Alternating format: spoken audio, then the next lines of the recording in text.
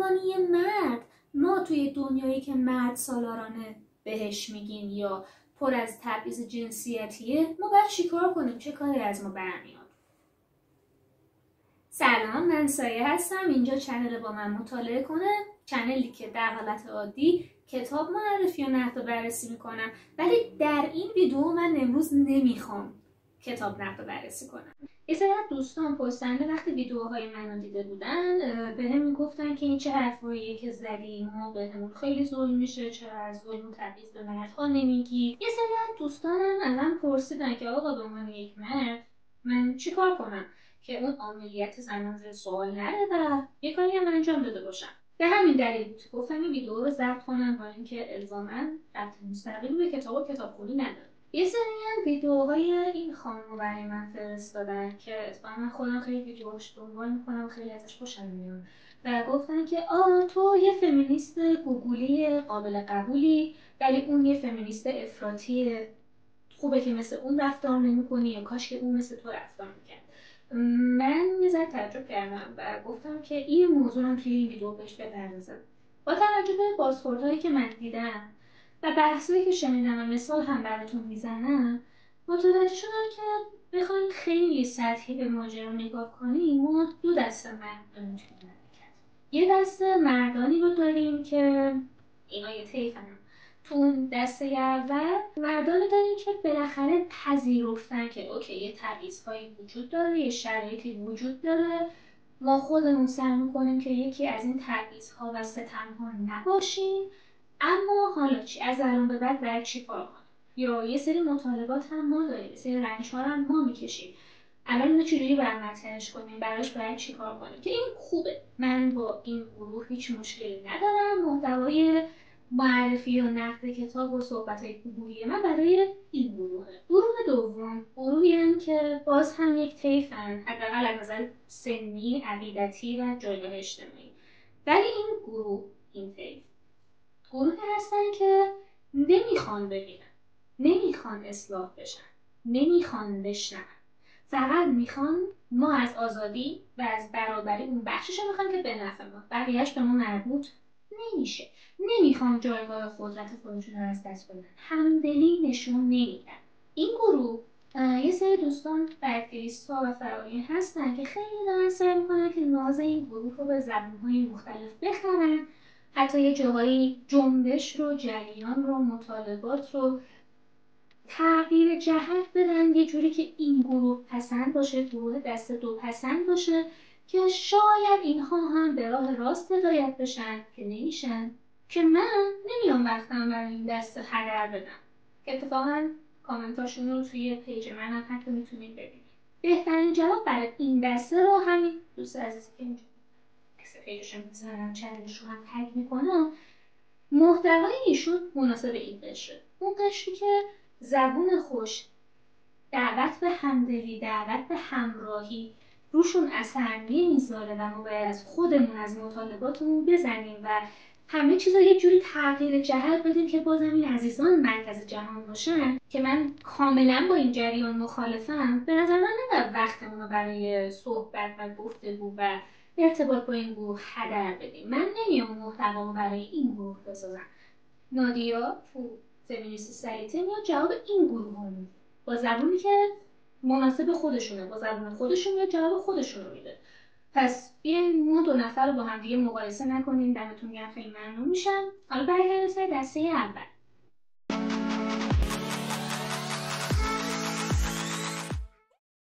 بزنم یه مثال براتون بزنم که دقیقا فرق دسته اول و دوم بتونین از هم دیگه تشخیص بدید.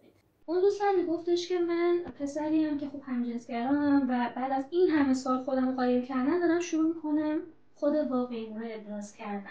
یه دوست دگرجنسگرایی دارم که وقتی کامنت کردم من و گرایشم رو کاملا پذیرفت، ولی وقتی که لاک میزنم یا آرایش میکنم هی دعوا میکنه. چرا این کارو کردی؟ با من که میای بیرون این شکلی نپوش. دوستم گفت ببین اصلا ربطی به تو نداره، من از الان به بعد هر جایی که ظاهر میشم همین شکلی ظاهر میشم، این منم، میخوای بخوام میخوای نخواه. و وقتی که این رنجش رو اومده بود نوشته بود توی شبکه‌های اجتماعی، اتفاقا از خود کامیونیتی LGBT خیلی کامنت منفی دریافت کردم، مبنی بر اینکه یعنی چی تو باید به خاطر احترام به اون دوستت خودتو سانسور کنی برای اینکه یه وقت مثلا نظرش نسبت به همجنسگراها منفی نشه تو باید به هر سازی که اون میگه برقصی. چرا انقدر کی به اونا این حق داده؟ چرا انقدر باید اون گروهی که فرادست حق به جانب همه چی رو از این گروهی که داره حق خودش رو مطالبه میکنه طلبکار باشه؟ من واقعا نمیفهمم چرا باید همش ما سعی کنیم که مطالباتمون، رفتارمون، نیازامون رو تغییر جهت بدیم که اون گروه فرادست خوشش بیاد. چرا واقعا؟ و خیلی وقتا اون گروه فرادست اصلا تو کتش نمیره و نمیخواد گردن بگیره که فرادسته. من برای چی بیام خودم و بدنم و مسیر و یک جنبش حقوق مدنی رو به خاطر دسته شما رو تغییر جهت بدم؟ واقعا با عقل سلیم جور در نمیاد. این خاطره رو از دوستم براتون تعریف میکنم که دقیقا تو همین چند روز اخیر تجربه کرده بود. رفته بود تو اسنپ نشسته بود با پوشش اختیاری.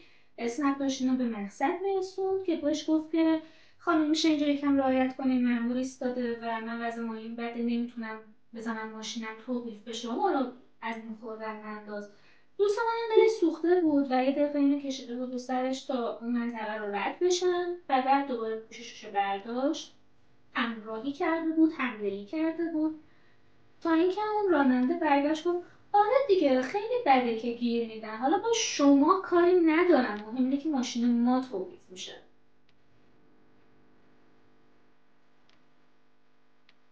جدا با ما کاری ندارم. این عشق، اینا مشکلشون اقتصادی است. این عشق دقیقا عشقیه که همدلی نداره و فقط دوست داره خودش مرکز توجهات باشه. این بده. من نمیام ناز این عشق رو بخرم. یا یه مثال دیگه، دسته اول گروهی که من خیلی اتفاقا از نزدیک دیدم اتفاق افتاده، نشستیم داریم در مورد تبعیض جنسیتی صحبت میکنیم و بدو نپرده وسط حرفمون که بگی آقا برمان هست. خوب گوش داده، فکر کرده و گفته که چه جالب، من نمیدونستم همچین چیزی هست. الان که دارم فکر میکنم این وریش این مدلیش رو هم ما تجربه کردیم. خیلی خوبه، داره میاد از تجربیاتش میگه، ولی این حرفی که داره میزنه داره یه جوری نشون میده که حرف رو شنیده، بحث رو فهمیده و الان با همدلی نشون دادن داره این کار میکنه که بحث پیش بره و داره سمت زاویه دید خودش و تجربیات خودش رو هم میگه. خیلی خوبه. ولی یه عده دیگه هم هستن که اینجور وقتا میشینی از بدبختی و از تبعیض و اینا میگی، بدو میفهمن مثلا خب ما هم داریم، خب ما هم این بلا سر و بدترش هم سر ما میاد، چرا بر ما کاری نمیکنه، چرا فمینیستا کاری نمیکنن. اتفاقا این بحث ما چند شب پیش با یه اکیپ دوستانه داشتیم که الان میخوام جزئیاتش رو براتون تعریف کنم. آقا نشستیم نمیدونم چرا و چگونه بحث به تبعیض جنسیتی ختم شد و بحث به این که آقا برابری مساوات نیست، افراد نیازهای مختلفی دارن، بدنهای مختلف، همون حرفی که توی این ویدیو هم دارم میزنم. ما این بحثا رو زدیم و دو تا از پسرای جمع خیلی شوکی اومدن گفتن برو اصلا اینا که داری میگی برای ما هم هست، شما فمینیستا گندشو در آوردی، چرا از زنان کارگر معدن حرف نمیزنی، چرا فلان نمیکنی، اصلا بذار ببینم چرا شما فمینیستا نمیای یه کاری بکنی که مردا نرن جنگ کشته بشن، فقط ما داریم تو جنگ کشته میشیم. چرا کشتی تایتانیک داشت غرق میشد اومدن قایق برداشتن و زنان و بچه‌ها رو سوار کردن، مرد و آدم حساب نشدن گذاشتن غرق بشه. و من توی بودم اوکی بیا آروم باش، همه بدبختیاتو توی سوال مطرح نکن، یه گام به گام پیش بریم. اوکی. یک، من که تا 2 ثانیه قبل‌ترش داشتم میگفتم که این مرد سالاری به نفع خود مردان هم نیست. جای یقین منو داری میگی. 2، شما اگه تا یکم وقت پیش تو بحث خیلی بشه قربون صدقه دوره شاه و رضا شاه و اینا دور پهلوی میرفتی و کاری ندارم دوره خوب بودی، تو که میری قربون صدقه اون دوره میری، خب سربازی اجباری دستاوردمون دوره است. میگه مردا دارن سربازی اجباری آدم بشن، ما زمان رضا شاهه. مگه فمینیستا اومدن بالا سرتون اسلحه گذاشتن گفتن که پاشین برین سربازی که از ما طلب کنیم؟ واسه فمینیستا برای خودشون، برای زنان هم حداقل تو این مملکت چند تا قانون مگه اصلا موفق شدن به تصویب رسوندن؟ ما کی اومدیم کمپین زدیم که مردا رو بفرستین سربازی؟ مگه ما گفتیم که حقتون از ما طلب دارید؟ خیلی رو میخواد والا. مگه ما گفتیم برید سربازی؟ شما برید حق این که چرا به عنوان مرد باید بریم سربازی برید از همونی طلب کنید که داره قربون صدقه‌اش بریم. گفتی که شما مردا بهتون تجاوز میشه، چرا کسی از تجاوز به شما حرف نمیزنه؟ ببخشید کل جنبش میتو سر این بود که آزاردیده قدرت رو پس بگیره و بیاد خودش روایت کنه. مگه کم داشتیم مردانی که تو جریان میتو از تجاوز و آزارشون گفتن؟ کم بودن، ولی بالاخره بودن. یاد بگیرین شما از تجربیاتتون بگین، از رنجی کشیدین، از تجاوزی که دیدین حرف بزنین. مگه ما از تجاوزمون حرف میزنیم دهن شما رو میبریم که شما روایتگری نکنید؟ بگو دیگه اینا ما باید بریم جلو انجام بدیم، به تو تجاوز شده، به تو آزار جنسی شده، خب بگو حرفشو بزن، مطرحش کن. هر وقت ما اومده دهنتو ببریم که نه تو حق نداری روایتگری کنیم به ما بدتر بشه، اون وقت بیا طلبکارمون شو. مگه ما به تجاوز کردیم؟ مگه ما نذاشتیم از تجاوزات بگی؟ حالا این تجاوز هم گفت در دست رفت به اون سمت که آره تو مدرسه پسرانه نمیدونی چه خبر، تو پادگانا نمیدونی چه خبر. گفتم وایسا، حرف خیلی قشنگی زدی. توی پادگان یا توی مدرسه پسرانه کیه که داره به شما تجاوز میکنه؟ همجنس خودتونه. چرا اینا از فمینیست و زنها طلبکاری؟ مثلا سربازی یا که بازم همچنان از زنها طلبکاری. چرا اینا از زنها طلبکاری؟ چرا یقه همجنس خودتون رو نمیگیرید؟ چرا اجالتا بلند نمیشید خودتون برای خودتون حرف بزنید؟ من نمیفهمم. ما کل قضیه این روایتگری فمینیستی و میتو این حرفا سر اینه که این قدرت رو باز پس بگیر و خودت روایت کن. خودت بیا وسط. قیم نمیخوای، عملیات داشته باش. حداقل تو روایتگر عملیات داشته باش. بلند شو، چرا اما طلاق چه یقه ما رو میگیری؟ بلند شو بگو اگه هواتو نداشتی بعدا طرف کار ما شو. چه حرف به جانه بگه. و حالا بیان برگردن سر ادامه حرفش. گفتم تو گفتی کشتی تایتانیک. مرد حسابی مگه فمینیستا کشتی تایتانیک رو بمبگذاری کردن که غرق شد؟ مگه یه فمینیست بود که رفت سر ملوان رو گرم کرد، این رو رفتن خوردن به اون صخره یخی غرق افتادن و غرق شدن؟ مگه ما گفتیم؟ مگه ما کردیم؟ مگه ما کمپین زدیم که اولویت با نجات جان زنان و کودکان است؟ یه چیزی از ما طلبکار باشین که کار ما باشه. گردی ما زده باشیم بیا یقه ما رو بگیریم ما گردن بگیریم. چیزی که دست ما نبوده دقیقاً باید چی گردن بگیریم؟ حالا بماند که یک بخشی از دلیل اینکه اون زنان و کودکان برای نجات فراری داده شدن گفتن که کودک بی‌دفاع، کودک در معرض خطر برای بقا. اصولاً نه فقط انسان، همه گونه‌های جانوری اینطوریه که اون گله، اون دسته، اون گروه از حیوانات اولویت رو میذارن روی نجات جان کودکانش. مثلا شما اگه یه جایی برین که ببر پلنگ باشه و بخواد چند تا آهو شکار کنه، آهوهای بزرگسال حلقه میزنن دور اون بچه آهوه که اون بزرگسال شکار بشه، نه اون بچه. این تو طبیعت خیلی چیز نرمالیه که از نسل آینده محافظت بشه. اوکی، بچه ها رو از کشتی در حال غرق شدن فراری بدین، ولی چرا مردان رو همراه با زنان فراری ندید؟ آیا دلیلش این نبوده که مرد و بچه داری بلد نیستن و همیشه این وظیفه رو دوش زن هاست؟ این از همون نظام مرد سالاری ناشی نمیشه که خودمونم ازش شاکیم؟ اگر یک مردی باشه که بچه داری و خونه داری بلد باشه، احیانا این منطقی نیست که اون کودک که در حال غرق شدن رو با اون والدی که باش بیشتر احساس نزدیکی داره، حتی اگر پدرش باشه، با اون نجات بدیم به جای اینکه فقط زن و بچه رو سوار قایق نجات کنیم، وقتی که تعداد حق انتخابمون برای نجات آدم محدوده. این که از همون مرد سالاری ناشی میشه. مرد حسابی چه یقه منو میگیری؟ چه یقه فمینیست ها رو میگیری؟ میگی ما گفتیم، ما داریم بهتون میگیم که آقا کار خانگی زنانه نیست، یخت شما گردن بگیریم. من نمیفهمم چرا از ما طلب کنیم. خلاص اون بحث نصف نیمه رها شد، از این حدی بیشتر پیشروی نداشت. بعد من یه سری مصادیقش رو جاهای مختلف دیدم که دلم خواست اینجا بیشتر در موردش بیام صحبت کنم. این که اوکی یه جاهایی برای اینکه اون مردم، اون همدلی مردم بیان با خودمون همسو کنیم، یه جاهای آدرس اشتباه رفت، یه جاهای گرد اینه کجاها. ببین اون گروه دسته دوم عموما جوری که میخوان جفتا بیان وسط و خودشون همواره مرکز بحث باشن، مرکز توجهات باشن، نمیخوان بشنون، میخوان همه چی به نفع خودشون تعریف فرمون بدن، تعریف جهت بدن. با من کار هم.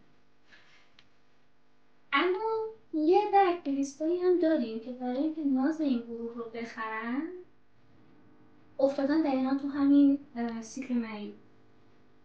مثال بزنم براتون، مثالش بحث موسیقی‌سازی جنسی زنان که درسته که به عنوان ختنه زنان هم ازش یاد میشه، ولی این عمل ختنه نیست، این عمل موسیقی‌سازی جنسیه. ما یه سری رو داریم که خب هر سال دارن کمپین برگزار میکنن، آگاهی رسانی میکنن در مورد خطرات این عمل. من خودم براش دو ساختم، کتاب و فیلم معرفی کردم که عکسش اینجا میذارم توی کارت بالای ویدیو و توی دیسکریپشن هم لینکش رو میذارم. یه حالا یا توی همون روز یا در طول سال، فکر میکنم توی ماه می باشه، میان و ختنه مردان رو هم براش یه کمپین جداگونه برگزار کردن و این دوتا رو با هم عرض کنن، یعنی که برابری چیز خوبیه. همونطور که ختنه برای زنان بده، ختنه برای مردان هم بده. یعنی هم بس این بده. چرا بده؟ چون من حتی اگه بخوام از این زاویه دید وارد بحث بشم که اوکی هر گونه عمل جراحی روی بدن یک کودک بدون اینکه رضایت داشته باشه خلاف حقوق کودکه، بذارین آقا بزرگ بشه هر کاری خواست بدنش انجام بده.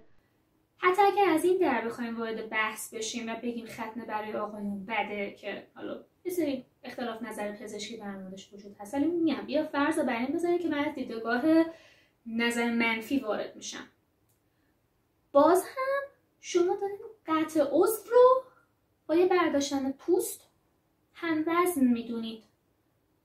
مثل این میمونه که من الان این انگشتم قطع بشه، یه نفر با گوشه کاغذ انگشتش زخم بشه و یه نفر بگه شما هر دو آسیب دیدید، هر دو به یک اندازه رنج میکشید.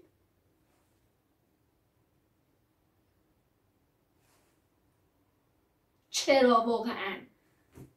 من نمیفهمم. یعنی اون تو کله کسی که این دوتا رو میاد توی کاسه میذاره و اکتیویستی که توی این بازی میفتن چی میگذره؟ نمیفهمم. حتی اون قضیه برای زنان اسمش واقعا ختنه نیست، female genital mutilation، قطع عضوه. شما نمیتونید این دوتا رو هم وزن هم دیگه بگیرید.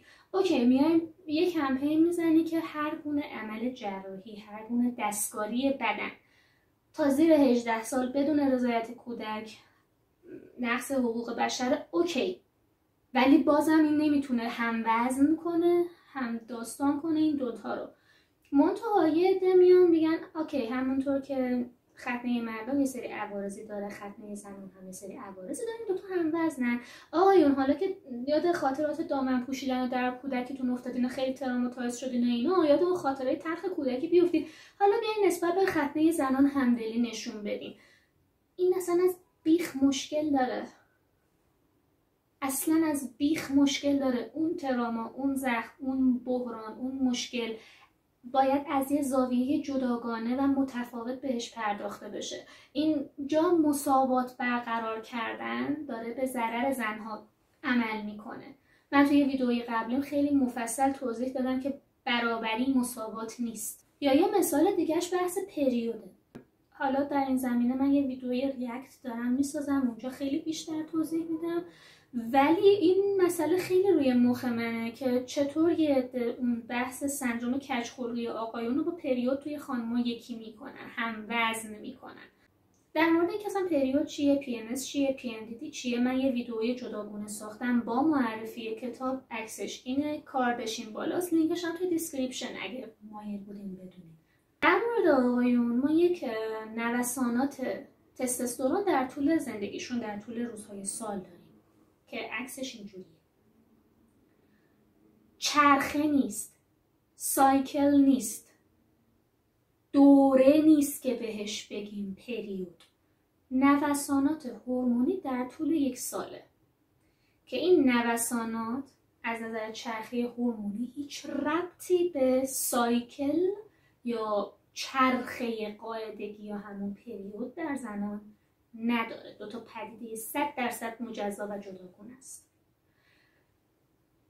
این چرخه، این پریود قاعدگی مجموعه‌ای از عوارض جسمی و روحی رو به همراه داره و نشون میده که شما در دوره باروری خود هستید. وقتی پریود میشه یعنی که اون دوره باروری من در این ماه به پایان رسیده، تخمک بارور نشده و از بدن خارج شده.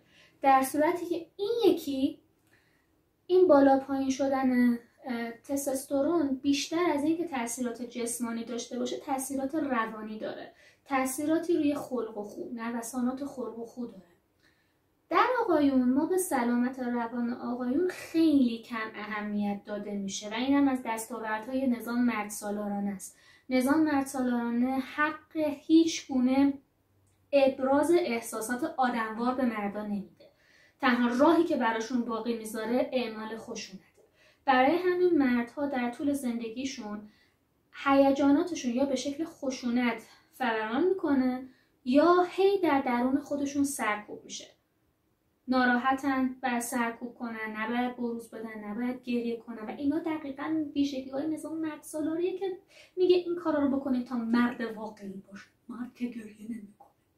خلاصه این چیزیه که واقعاً مردان ازش آسیب دیدن با دیفالت. حالا تو دوره‌ای که نوسانات هورمونی وجود داره این قضیه تشدید میشه.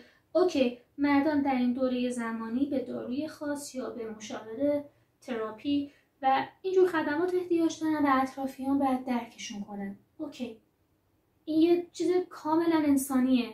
کدوم آدم با شعوری میتونه باش مخالفت کنه؟ این کاملا نرمال و طبیعیه. اوکیه، به رسمیت شناخته میشه و خوبه در مورد این سندروم و علائم آزاردهندش آگاهی رسانی بشه. اما این سندروم رو با این علائم شما هموزن و یکی کنید با پریود، این عوارض جانبی داره. چرا؟ الان براتون میگم. پریود یک عملیه که برای همه زنها اتفاق میفته و یک امر طبیعیه، ولی این امر طبیعی برای همه زنان یک جور تجربه نمیشه. خیلی از زنان حالا یا به دلیل بیماری یا بدون دلیل بیماری از درد فیزیکی وحشتناکی رنج میبرن که واقعا فلج کننده است. نمیتونن یکی دو روز حداقل به هیچ کاری برسن. نیاز به استراحت مطلق دارن. یه سری از خانم‌ها از چند روز قبل از اینکه به خونریزی بیفتن یه سری علائم روحی رو تجربه میکنن و همچنین علائم جسمی که واقعا آزاردهنده است. ولی میگم این علائم برای همه تجربه نمیشه یا حداقل به این شدت تجربه نمیشه که به اون میگن PMS. یه سری خانم‌ها هم هستن که شرایط روحیشون در این دوره به شدت حاده، حتی خطر خودکشیشون وجود داره که به این میگن PMDD.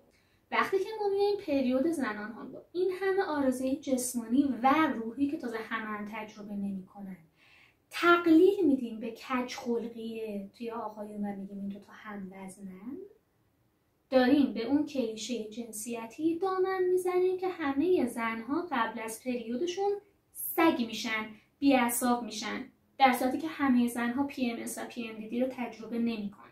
و بعد این قضیه لید پیدا میکنه به اونجایی که میگه نه خب زنان به درد یک سری مشاغل نمیخورن چون زنان احساساتی هستن و نوسانات هورمونی دارن در طول ماه. جدا؟ آها. و این بده. خب ما نباید بیایم به اسم این که اوکی ما میخوایم برای رفع تبعیض و دیده شدن نیازهای مردان قدمی برداریم و برای اینکه مردان ما رو ببینن و درک میکنن میایم یه مثال از خودمون میزنیم که این ارتباط و همدلی کردن یه مقدار راحت‌تر برقرار بشه، ولی بعد میایم میبینیم عملاً داریم تمام اون رنج رو، تمام اون دهن سرویسی رو، تمام اون نیازهای پزشکی رو داریم تقلیل میدیم به یه مشکلی که واقعا قابل مقایسه با هم دیگه نیستن و این هم بده. اینا موضوعاتی هستند که مرتبط با ویدیوهای قبلی من هستن و خیلی بازخورده منفی ازش دیده بودن و برای همین فکر کردم که شاید توی این ویدیو من به صورت تخصصی براش وقت بذارم، یه چیزا رو شفاف سازی کنم، توضیح بدم. امیدوارم که اثر مثبت گذاشته باشه. من سعیم اینه که این کانال رو همچنان کانال کتابخونی نگه دارم، کار معرفی کتاب رو همچنان انجام بدم، ولی از اونجایی که به نظرم خیلی مهمه که ما فقط کتاب رو نخونیم و اون چیزی که میخونیم رو بتونیم در عمل در جامعه ببینیم، تحلیل کنیم، بیان کنیم، ممکنه که من یه پلیلیست ریاکت هم به چنلم اضافه کنم که شاید 100% به موضوع کتابخوانی مربوط نباشه، ولی میخوام اون کتاب خوندن رو کاربردی و عملیش کنم که خوشحال میشم که از اون پلیلیست هم حمایت کنین. این ویدیو اولین ویدیوی اون پلیلیست خواهد بود. در نهایت میخوام بعد از این همه حرف زدن به چی برسم؟ همونطور که اول ویدیو گفتم ما 2 دسته مرد داریم. مردانی که به خودآگاهی میخواهن برسن و تلاش هم میکنن، حالا این تلاش چقدر موفقیت آمیزه، چقدر از اون اول با دیفالت بچه خوبی بودن من کاری ندارم. و یه دسته مردم داریم که اینا رو ما خودمون بکشیم، نمیخوان بفهمن، نمیخوان شنونده باشن و این کار که ما بشینیم با اینا بحث کنیم از یه حدی بیشتر وقت هدر دادن، آب تو خاون کوبیدن و البته نباید اون اهداف، نیازها و مسیر جنبش رو، اعتراضات رو، مطالبات رو به خاطر این گروه تغییر جهت بدیم. این چیزیه که میخواستم در نهایت جمع‌بندی کنم، ولی در رابطه با مردان دسته اول. شما به این درجه رسیدین که میدونین یه سری تبعیض‌ها وجود داره، میدونین به عنوان یک مرد از نظام مردسالاری ضربه دیدین، ولی در ازاش یک سری امتیازات هم به شما داده شده. خب الان شما به عنوان یک مرد با شعور امروزی احساس مسئولیت میکنی، میخوای یه کاری انجام بدی یا نمیدونی چه کاری برای انجام بدی. پیشنهاد من در این زمینه اینه که شما هم تلفن خودتون رو به دست بیارین، بیاین وسط حرف بزنین و حرف هم که میخواین بزنین واقعا سعی کنین که اون حرف زدنه یه جوری باشه که واقعا دعوت کنه افراد بیشتری به حرف زدن، نه اینکه به ما مردانم داره ظلم میشه شما اینقدر جیغ و ویغ نکنید حرف نزنید. یعنی اون حرف زدنی که به معنی بستن دهن یه نفر دیگه باشه، نه، حرف زدنی که اتفاقا تشویق کنه زنان و مردان بیشتری بیایم حرف بزنیم، تبعیض رو بشناسیم، دست به دست هم بدیم، تغییر بدیم خودمون رو، تغییر بدیم محیط پیرامونمون رو. سربازی مهریه، بحث سلامت روان، سلامت بهداشت جنسی، مشکلات فشار کاری و اقتصادی، اینها رو خب بیاین و خودتون در موردش صحبت کنین بدون اینکه تو سیکل معیوب مرد آلفازان سیگما اینا بیفتین. حرف بزنین، توقع نداشته باشین که ما بیایم مطالبات مردان رو بگیم. شما بیاین صحبت کنین، همدلیتون رو نشون بدین، همراهیتون رو نشون بدین. آقا چرا ما همراهی نکنیم شما؟ من تشویق میکنم که در این زمینه بیشتر فعالیت بکنید. این آقایی هم که اینجا عکس ویدیوش رو میذارم اتفاقا توی این ویدیو دقیقاً همین حرفا رو مطرح میکنه و خوبه که مردان بیشتری مثل ایشون بیان در این زمینه صحبت کنن. چرا که نه، من واقعا استقبال میکنم، حمایت میکنم. بیاین صحبت کنیم. تا وقتی که صحبت نکنیم، تا وقتی که مطالعه نکنیم، نمیشناسیم، نمیدونیم و این ناآگاهیه باعث میشه که هی به اون چرخه معیوب دامن بزنیم. و همچنین اینقدر منو با این بزرگوار مقایسه نکنید. اصلا سبک کاری، استایلمون و جامعه هدفی که ما داریم صحبت میکنیم و طرف مخاطب ما با همدیگه کاملا فرق میکنه. میدونم ویدیو خیلی طولانی شد، ولی خب یه سری درد و دل بود میخواستم باتون مطرح بکنم و حرفایی بود که واقعا از ویدیوهای قبلی جا مونده بود و من نمیتونستم در قالب یک کتاب صبر کنم تا این بحث مطرح بشه. مرسی که تا اینجای کار با من همراه بودین. با لایک، کامنت و سابسکرایب میتونین از چنلم حمایت کنین. من خیلی خوشحال میشم که از پلیلیست ریاکت هم که به زودی استارت میخوره دیدن کنین. از پلیلیست های قبلی هم یه پلیلیست زنان و مطالعات جنسیت دارم که توی دیسکریپشن و اینجا عکسشو میذارم، میتونین وارد چنلم بشین، همون بالا هست. این ویدیوها رو ببینید. خوشحال میشم که نظرتون رو بشنوم. اگر فکر می‌کنید ویدیوهای من میتونه برای کسی الهام بخش باشه، به کسی کمک بکنه، خیلی خوشحال میشم که لینک رو با دوستاتون به اشتراک بذارین، کمکم کنین که چنلم رشد کنه و سعی میکنم تا جای ممکن توی حوزه کتاب باقی بمونم. ولی اینجور ویدیوها رو هر از گاهی خواهم ساخت. حمایت شما، کامنت های شما و اینکه به دوستانتون معرفی میکنین باعث میشه که چنلم رشد کنه و منم بعد از یه مدت بتونم محتوای با کیفیت بهتری براتون تدارک ببینم. ممنون که وقت گذاشتین و این ویدیو رو تا الان تماشا کردین. روز و شبتون خوش.